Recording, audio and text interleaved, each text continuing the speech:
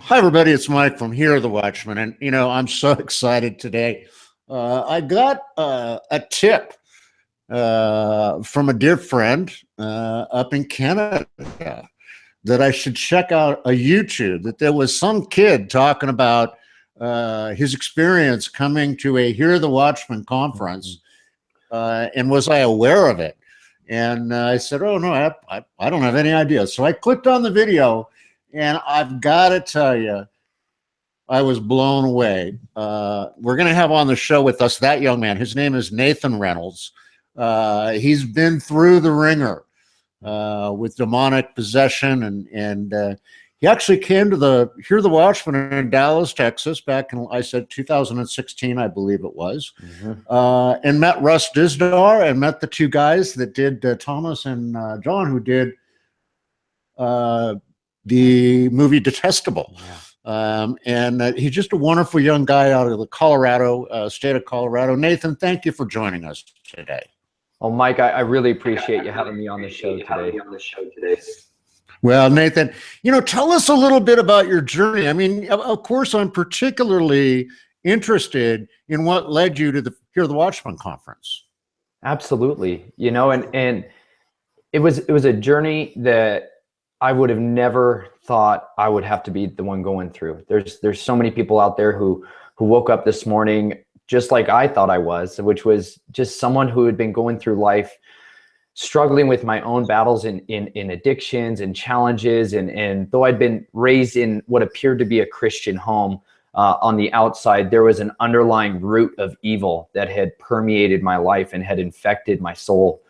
And I really had no idea if I was ever going to have a chance of breaking free from that, of freeing myself from the bondage and the pain and the misery of what it was like growing up in a world where there was two lives. There was a life that was happy and free and fun and joyful. And then there was a life filled with misery, despair, and hopelessness.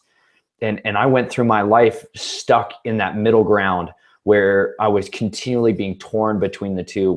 Whether God really was who he says he was, the God of the Bible, did he still really exist? Did he ever really move in power like he did back then? Did he ever really equip people to be set free? And I'd never really had a freedom encounter. I'd never known what it was to be a free man. I was born into a world where the ritualistic abuse of children was something that was normal, where it was something that I just took for granted, that everybody had to grow up in a world where there was incest and abuse and where people tormented children so that they could have a greater power, they could have access to different bank accounts and all kinds of different horrible things. And I thought that was the norm. As ridiculous as it may sound to some people, there's children who woke up today thinking that that's okay, that's normal, those abusive mentalities that get infected into our minds. But I didn't know, Mike, what it was going to be like to ever know if freedom could be found for me. But I still placed my faith in Jesus Christ when I was a young man, and I believed he would heal me. And it's taken decades to get me out of that place where I was. But I'll tell you what, he got a hold of my heart, Mike, in a powerful way that he would not let me go. And I knew if I could choose to have freedom in my life, he would come and set me free. And so really that journey started out with making an honest and sincere prayer. Yeah, I think some people out there know what I'm talking about when you pray a dangerous prayer. Not every prayer we pray is safe, right, Mike? Some of those prayers we pray are pretty dangerous. And I prayed a very dangerous prayer when my wife and I had a miracle, and that was the conception of our daughter. And that was something that had been not going to happen, for us to put it really nicely. And God opened a barren womb and made something happen in our lives that I never thought was going to be possible. And when I saw my daughter was going to be coming on the way, I knew I needed to be a different man. I didn't know what it was like to be a father. I was raised by a man who intentionally led the world astray in who he was and how he raised his children. And I didn't want to be a deceiver. I'd been doing that throughout my life, and I wanted to be a man of righteousness. I wanted to be a man of faith and boldness. Like many of the guests you've even had on your show, or even at the conferences that I later got to attend, I got to see that there were people out there who really did walk in freedom, who really did have boldness and courage, and who are willing to face down the abominable things and speak out against this wickedness that's overtaking our world. And I got to see some of that boldness. And I wanted it, Mike. I wanted to be a man who was courageous and not like so many of the men that are portrayed for our society today, these men that are weak and are fearful and are timid and are passive. I wanted to be a man of righteousness, a man who had standards and who planted his feet against the forces of darkness and said, here I stand, I can do no other. And I realized that if we prayed those bold, honest, sincere prayers, God would answer them. And he really did that, Mike, when I prayed, God, whatever it takes, heal me. Make me the man of God you need me to be. And I had no idea what it was that I was going to walk into. But he put it on my heart that November day that I needed to go to hear the Watchmen. And this was just about 2 years ago now, this last week. And financially, it was something that was going to be really, really challenging and a big stretch for my wife and I. But we knew that it was an investment, that it was something that was going to be worthwhile because there was some meat. There was some real truth that was going to be spoken there. There was going to be some hard things to hear, but I knew we needed it. And so I started finally, for the first time in my life, actually writing about a lot of the abuse and a lot of the trauma from my past. And I finally started to expose those things to really just to my computer at first, and then to a close friends, and then just a little bit out there. And ultimately that led me to Dallas, Texas, and to that hotel conference room right down there at the end of March, and into a journey that I wasn't even ready for, Mike. And I think if God ever really showed us what he was about to jump us into, I'm sure, as you know, of hosting conferences, if he'd ever really shown you what you were about to jump into, you'd have never done it, right? And yeah, probably that. I mean, looking back at it, I think you're right. When you came to the conference, did you come to hear one particular speaker, or did you just come to, and how did you hear about the conference? I heard about it because God had been waking me up and drawing my wife out of that mainstream Christianity, that Christianity that says that, if you just go to church on Sunday, you worship for 10 minutes, you raise your hands at least 2-3 times, you hear your message and you leave, you're good to go. You're a good Christian. You pay your tithe check too. Don't forget that 10%. I'd been caught up in that world, and I loved serving in ministry. I'd been a part of ministries for years, and I loved it. But I started really being dissatisfied. There was something unsettling in my soul about what it was that I knew. And God started bringing these amazing people into my life. And I stumbled across people like L.A. Marzulli and Steve Quayle, and then the Hagman and Hagmans, and Doug and Joe, and just some incredible people that spoke with a totally different perspective on life. And they talked about Christianity, and they were willing to expose the things that most people didn't want to talk about. And it was attractive to me because I saw courage, I saw power, I saw people that weren't afraid. And for someone who had been raised in a situation of ritualistic abuse and seeing the power of the enemy manifested in my life, then to see this boldness, I was so hungry for it. So my wife and I, we started what we like to call church on the pillow, where we'd listen to Dr. Michael Lake and Mary Lou, or we'd be listening to the Hagmans or Pastor David Langford. And that was our church. That was our church, Mike. And so many of the guests that you've had over the years now, these were people that were our mentors from afar.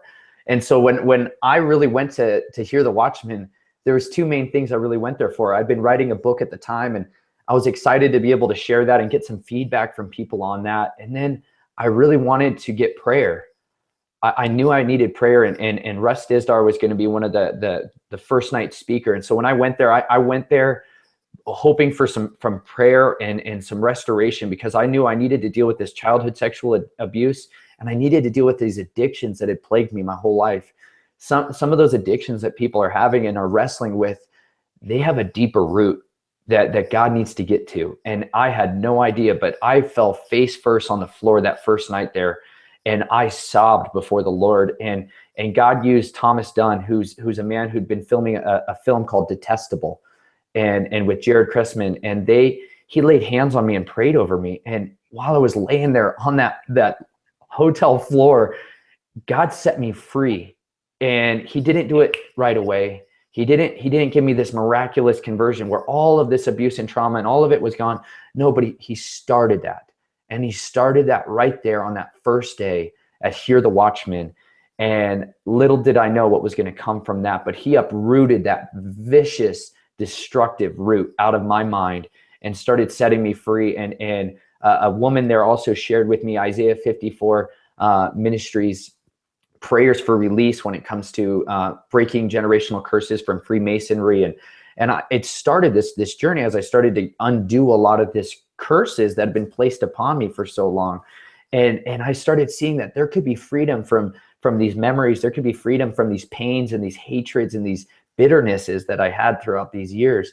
And it was incredible. And it was the hardest, most brutal, awful thing I can even describe to you, to have to endure and live through. But to get freedom was worth it. It's like a man who's born in a prison cell and all he's ever known is the darkness and the bars. But I assure you of this, the day that Jesus Christ comes and opens the door, he will teach you how to walk in freedom. Because some of us out there have to learn how to walk in freedom. Some of us have only ever known bondage. And we're like the sheep in the wilderness, you know, that Moses is begging the people, stop complaining and trying to go back to Egypt. You have freedom here. And they're like, it was better back there. Our slave masters fed us, you know, and I understand that. And it sounds ridiculous, but it's true. Some of us have grown accustomed to our bondage. Some of us have grown comfortable with our complacency and our Christian walk. And the reality is, Jesus isn't comfortable with our walk. He's not comfortable walking with us right now. And he is calling us to a completely different standard. And at Hear the Watchmen, what I love is that, Mike, you've gathered people from all across the earth that are recognizing, I'm not comfortable with my walk with Jesus Christ. I'm not comfortable with the way that my community looks or the way that my nation looks. And I want to be a small part of God's big story of redeeming it. And he started that journey for me right there at Hear the Watchmen. Wow. I mean, what a testimony. You know, Nathan, you mentioned that you at that time had written a book. I mean, what is it that you're doing now? I know, talk to us a little bit about your ministry that you have and what you're doing on a daily basis. Absolutely. Well, there's kind of two sides to that. Really, a big side of that is that I have a goal, Mike, to be someone who's willing to expose the wicked works of darkness. And there's very few people that are out there that are willing to lead the charge on what that is when coming from a background of ritualistic abuse in satanic covens and groups that operate under Luciferianism. And there's a very few people that are willing to expose that. And it's a scary topic for a lot of people. I understand that. But it's a lot scarier when you don't know what it is. And so I'm willing, first of all, to be a face to people that need to know that there is real people that were born into this. There are real people that love Jesus and want free from this, and they have no idea how. And I was one of those people. And so my first goal, Mike, is to expose that, is to shine a giant, blinding, piercing spotlight onto the darkest, nastiest, grossest areas of the world and say, Christians, we need to look at this and we need to not be afraid of it, because it's that fear that infects us that God can't stand. He hates that. He wants us to fear him and him alone. And if we can have the fear of God in us, it drives that out. And so I seek to embolden and empower and equip the body of Christ to see that there is freedom from no matter what bondage you're in, no matter what addiction you've gone through or are still in, that you can have freedom. And so a lot of that is sharing my testimony and is equipping the body with the truth about these things. And to explain the differences, unfortunately, there's a lot of meddling of the waters of what actually this looks like and how we go about getting healing from it or restoration from it. And I just want to be willing to share my testimony, because the enemy is defeated by the blood of the Lamb, by the word of our testimony, and loving our lives not even unto death. That's the verse that set me free. That's the word that became flesh that set me free. And so I seek to share that. And so on a daily basis, there's me working towards exposing that and actively trying to help other people that are coming out of that. And then on another side of that, my wife and I have been blessed with learning the principles of having our own business. And I know you just had Josh Tolley on not too long ago. And I have to tell you, getting to meet him at Hear the Watchmen was something I wasn't looking for. But man, that guy rocked me. And he convicted me very, very fiercely about my relationship with finances, my relationship with a job, my relationship with money and my time. And he planted some seeds in me there that I need to be willing to look at having my own business. And God did a miraculous thing just about 6 months ago. And I was in the course of that healing, and I was in the course of dealing with a lot of the body pain that can come with the abuse that people go through. And really, I ended up looking for some chairs on Craigslist. My wife and I were going to celebrate Passover, and we were really excited. And I ended up at this young couple's house up in Loveland, and a great couple. They shared with me a cup of coffee, Mike, and it was the last thing I was expecting. But I'll tell you what, they talked to me about how there was some health benefit with the coffee. I didn't think about it. All I heard was free gourmet coffee. I was like, I'm in. I don't know if you're a coffee drinker, but man, I live on this stuff. Yeah, there he is, right? Never misses it. And so I drank some of the coffee. She said it might be a way that I could make some money for our ministry at the time. And I thought that was kind of interesting. And so I drove away that night, not thinking much about it. I was too much in pain and too much in my own head to even think about a business. And I drank that coffee, Mike, and I just started feeling like the pain in my body just turned down, and I wept. I wept because God had called me to sobriety, and it is so painful to deal with some of these issues, but some of us need to experience the pain of what we've been through, and we got to stop hiding from it. But God has also given us foods and nutritional support that can actually give our body the boost that it needs to start feeling better, to deal with that inflammation or that horrible sickness that we're dealing with. And that's really what they've done. The company that I ended up getting an opportunity to partner with has stirred health and wellness right into a cup of coffee. So you can still have a delicious cup of coffee and start actually getting better health and nutrition all at the same time. And I got to see within a few weeks of being on that, just drinking that coffee, I was no longer on any medications, and I was feeling like my mind turned back on. And God told me to pursue this as a way to fundraise for our ministry. So that's what my wife and I do now. We share, we ask people to give us an opportunity to earn their gourmet coffee business.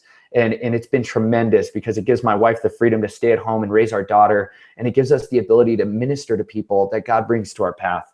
And I really agree with what Josh talked about with Christians need to have a better relationship with being self-employed or finding a way to generate their own income so that we are not slaves to the lender anymore. So many of us would love to come to a conference, Mike. I know so many people that are like, oh my gosh, I want to go to hear the Watchmen so bad, but X amount of dollars in this, and I can't get the time off of work. But that's because we don't have the right business model, a lot of us, to be able to have that. And I know I love our business because it gives us the ability to work from home, to take our ministry on the road, and to be able to provide people all kinds of different products and services when we're at your conferences, so that we can be there in March and we can enjoy the fellowship with all the other amazing believers that need that encouragement to know that they too can get set free from this. And so that's my company's name is Organo.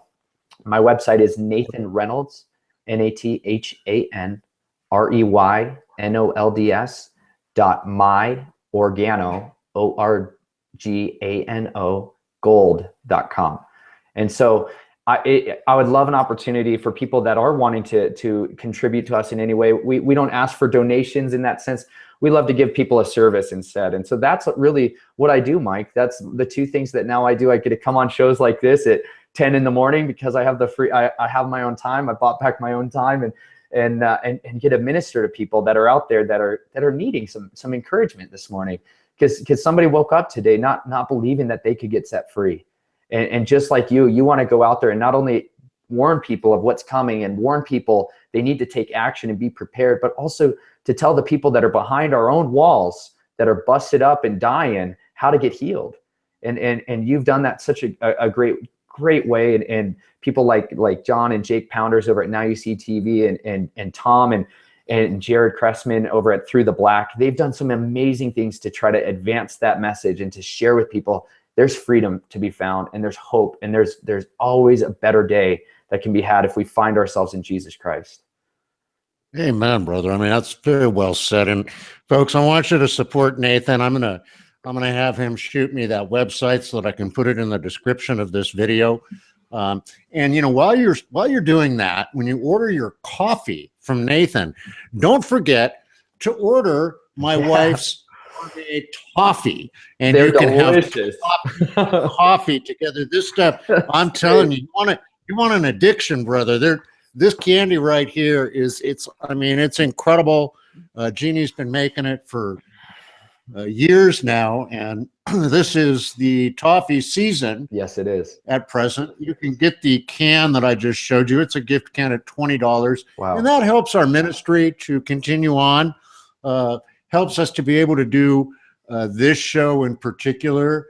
It's all organic almonds. I mean, Wow. it is 100% pure goodness. It's honesttogoodnesstoffee.com, or just go to our website and drop me a note. Just go to the contact button, drop me a note, and tell me you'd like to learn more about toffee and coffee.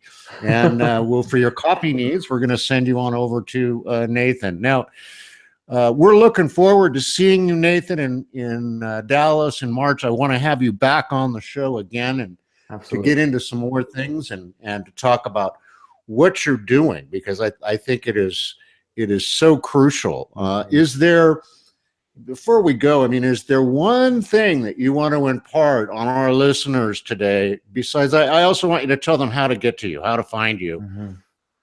But is there one thing that you'd like to impart upon them before we leave? Mike, I want to say this. There's someone who's watching this right now that this resonated in a place in their soul that they can't understand, that they're feeling something that they can't hardly describe. And there is a desire for them to believe that maybe I too can be set free, or maybe it's that they had someone come into their mind that needs to hear this. And I'm asking you right now, will you share this video with that person? Will you share the information that you heard here with other people? Because there are more people out there that need to know that they too can get set free. I was ingrained and ensconced in so much darkness, and there was intentional destructive things built into me so that I could never be free, Mike, so that I can never have a wife, let alone have a daughter, let alone have future. And you know what? Jesus came to set the captives free. No matter what your captivity looks like, no matter what maze you've been pushed into, you can get set free from that. And I've seen it, whether it's physical, whether it's emotional, whether it's spiritual. Jesus really is here to set people free. And I really believe that someone right now is wondering, could this be true? I've given up hope. I don't think I can make it. I don't know that I can pray that prayer again, but I'm asking you and I'm begging you, remember that God hears you, and the faithful and fervent, effective prayers of a righteous man will avail much. And I've seen that born witness in my life, and I've got to see it happen in people's lives all around me. And no matter what the enemy has done to you, there's nothing that Jesus Christ can't undo and set you free. Thank you so much, Mike, for having me on. I tell you what, Jeannie's toffee is delicious. I ate way too much of that down there at the Watchmen conference. I loved it. She fed me like a dog. It was awesome. So I encourage you guys to support Mike and all that they're doing, and really share this opportunity with other people that you know that are needing better health, that are needing a way to get brought out of that frustrating place that they're in, and give them an opportunity to have hope again. Awesome. Thank you so much, Nathan. Now, Nathan, what is your ministry's email address so people can send you an email directly? Absolutely. It's snatchedfromtheflames@gmail.com. Snatched the flame at gmail.com. Yep. And I'll put that in the description section as well, Great. folks. I encourage you to reach out to Nathan. You know, he brings up something there. If you're a young person listening to this and you're confused and don't know where to go, and you look at someone like me with all this gray hair and all that, look at Nathan. I mean, Nathan is right there for you, understands what you're going through. We actually have a program, Nathan, right now for those who are under 30 who are in the position that Nathan was in, who want to get to hear the Watchmen. It's called Millennials Matter. Wow. And you can simply go to our website or go to the Sharpening Report. And what we're doing, we're working with the Sharpening Report, Sam Johnson, who's a young kid too. And we are providing scholarships for people to come to the conference in March. So you go on to thesharpeningreport.com, click on Millennials Matter, fill out the application, and we'll get back to you. We want to try and bring as many young people as we possibly can to that conference. We need your financial help. We need your donations. Go to our website, click the PayPal button at the top, make a donation, or just drop me a note and I'll walk you through what to do. But Nathan, again, thank you so much for joining us today. I'm looking forward to seeing you again here on the Watchmen's Report. Looking forward to it, Mike. You have a great day. You too. Now, listen, folks, as I always say when we leave, don't forget, you can do absolutely anything with Jesus in your heart, except nothing at all. So get out there and get busy to serve Jesus today. Until we see you next time here on the Watchmen's Report, God bless each and every one of you. Have a wonderful day.